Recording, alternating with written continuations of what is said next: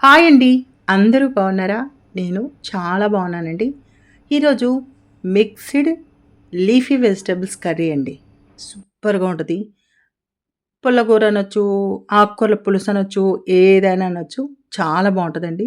నేను తీసుకున్న ఆకుకూరలైతే చుక్కకూర, పాలకూర, బచ్చల కూర, గోంగూర, తోటకూర, కొయ్య తోటకూర ఇవన్నీ తీసుకున్నానండి.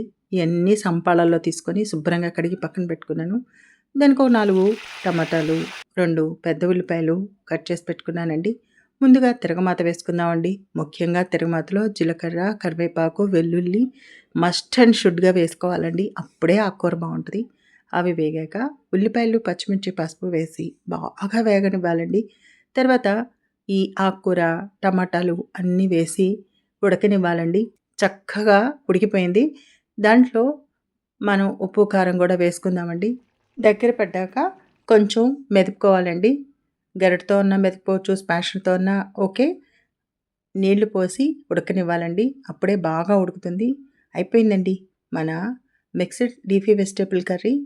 వెరెన్ వైబ్ ఛానల్‌ని లైక్ చేసి, షేర్ చేసి, సబ్స్క్రైబ్ చేసుకోండి ప్లీజ్ అండి. మీ వెరెన్ జ్యోతి నల్లమోతు.